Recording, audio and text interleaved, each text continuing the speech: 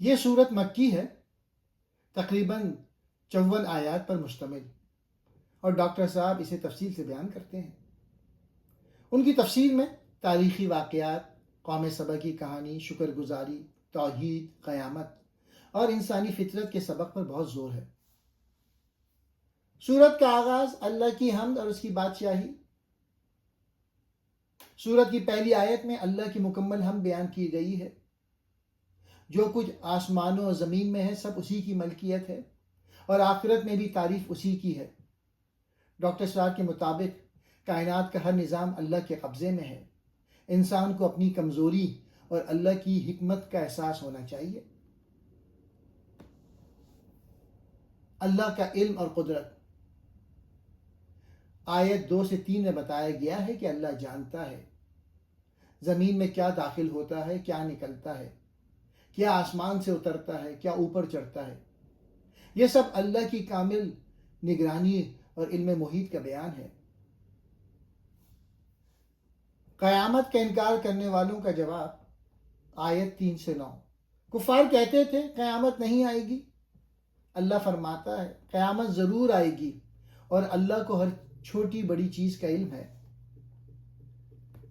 قیامت پر ایمان اسلامی عقیدے کا بنیادی حصہ ہے۔ جو لوگ آخرت کو نہیں مانتے وہ اکثر دنیا میں بے ذمہ داری سے زندگی گزارتے ہیں۔ حضرت داؤد کی نعمتیں، آیت 10 سے 11۔ اللہ نے داؤد علیہ السلام کو بہت سی نعمتیں عطا کی۔ پہاڑ اور پرندے ان کے ساتھ اللہ کی تسبیح کرتے تھے۔ اللہ نے لوہے کو نرم کر دیا تاکہ وہ زرہیں بنا سکیں۔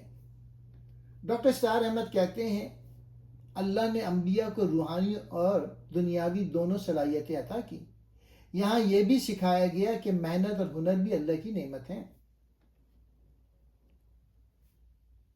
حضرت سلیمان علیہ السلام کی حکومت، آیت 12 سے 14۔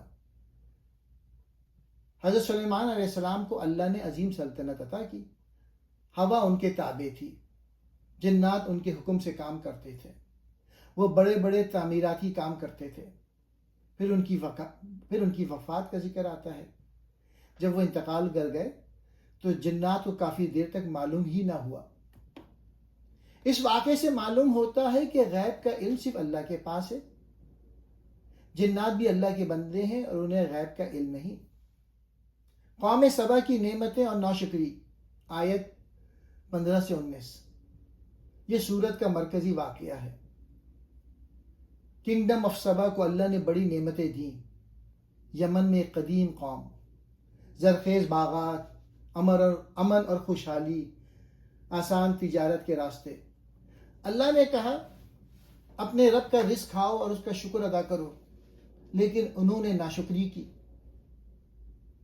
نتیجہ اللہ نے سیلاب بھیجا، باغات تباہ ہو گئے، قوم بکھر گئی۔ ڈاکٹر سرار احمد کے مطابق قوموں کا عروج شکر اور اطاعت سے ہوتا ہے، جبکہ ناشکری اور نافرمانی زوال کا سبب بنتی ہے۔ شیطان کی پیروی۔ شیطان نے انسان کو گمراہ کرنے کی کوشش کی اور بہت سے لوگ اس کے پیچھے چل پڑے۔ انسان کو اللہ نے اختیار دیا ہے۔ جو لوگ ایمان رکھتے ہیں وہ شیطان کے فریب سے بچ جاتے ہیں۔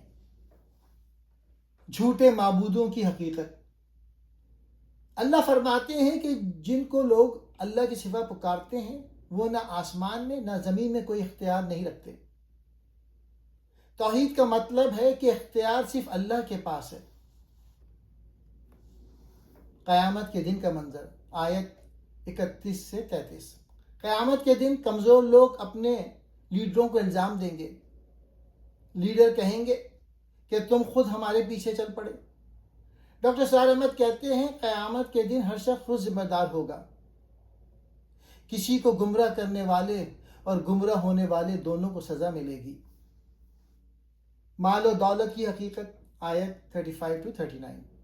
کفار کہتے تھے ہم مال اور اولاد میں زیادہ ہیں، ہمیں عذاب نہیں ہوگا۔ اللہ فرماتے ہیں مال اور اولاد اللہ کے نزدیک عزت کا معیار نہیں۔ اصل معیار ایمان اور نیک عمل ہے۔ قیامت کا حتمی فیصلہ، آیت 49 سے 54۔ آخر میں بتایا گیا حق آ چکا ہے اور باطل مٹ جائے گا۔ قیامت کے دن کافر ایمان لانا چاہیں گے، لیکن اس وقت ایمان فائدہ نہیں دے گا۔